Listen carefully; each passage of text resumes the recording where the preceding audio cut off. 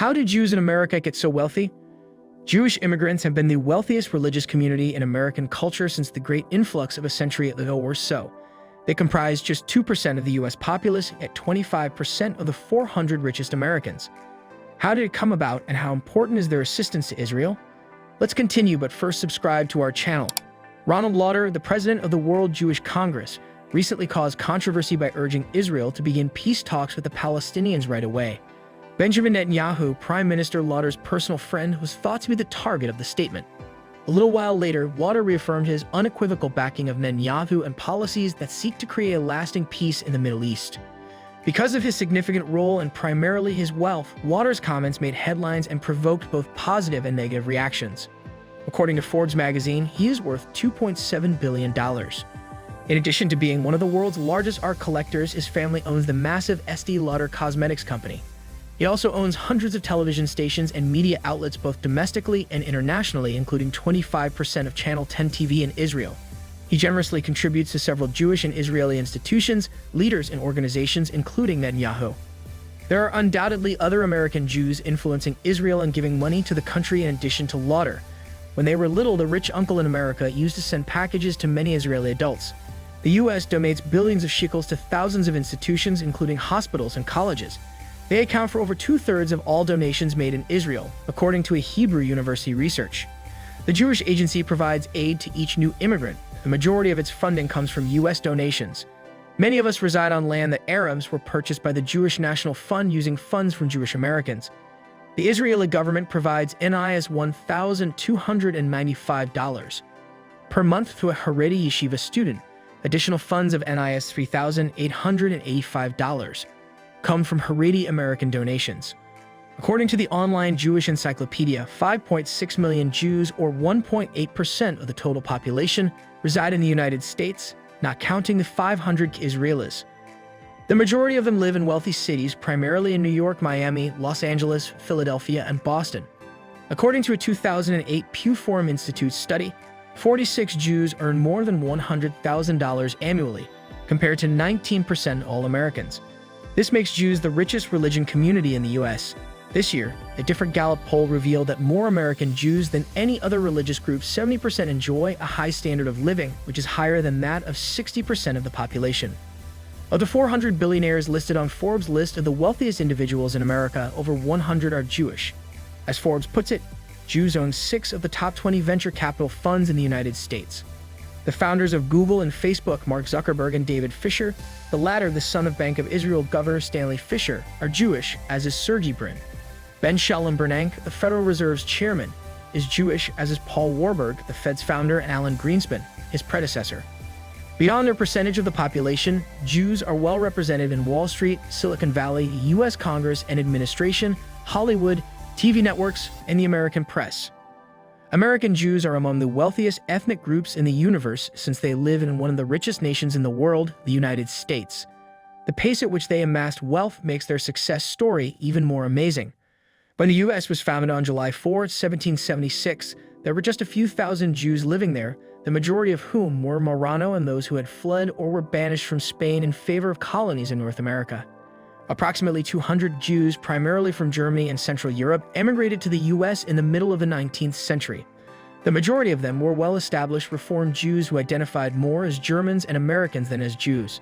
They dispersed throughout the continent, establishing companies ranging from tiny shops and manufacturing plants to major financial institutions like Goldman Sachs and Lehman Brothers.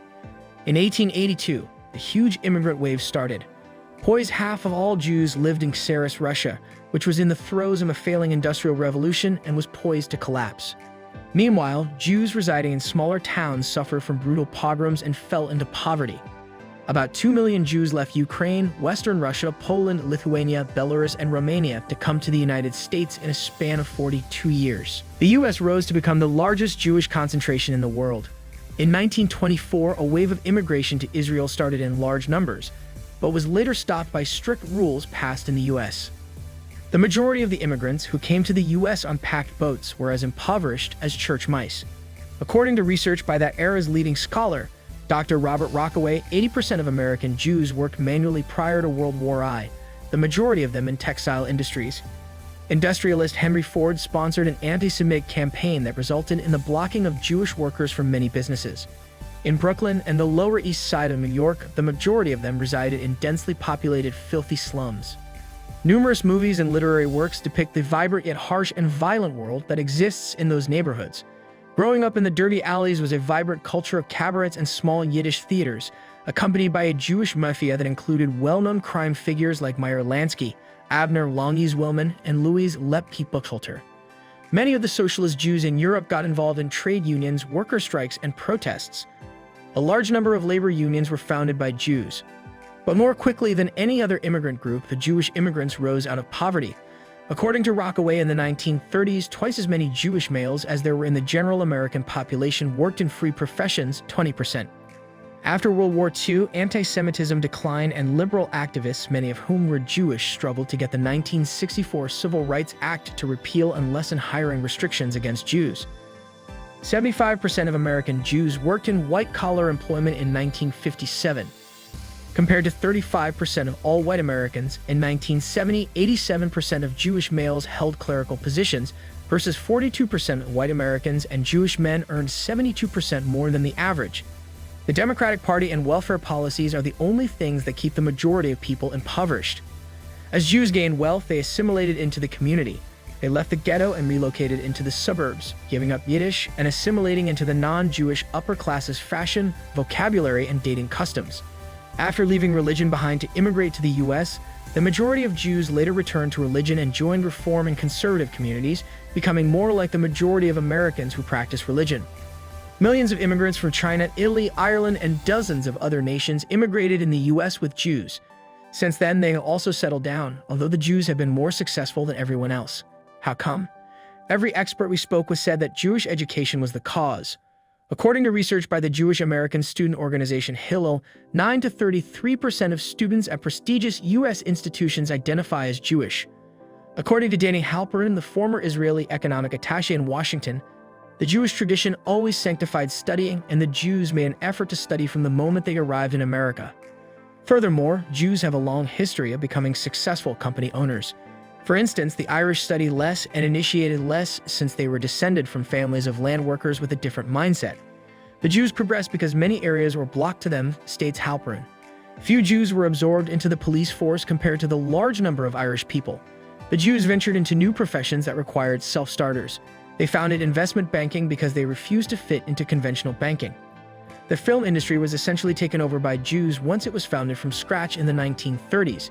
Several Jewish names can still be found in Hollywood's upper echelons and on television networks.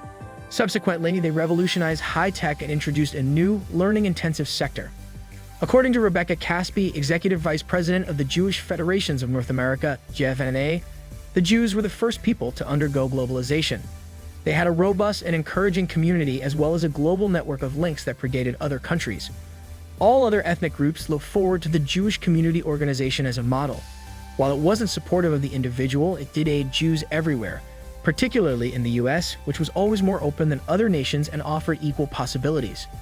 Is that the reason they had greater success in the US than elsewhere?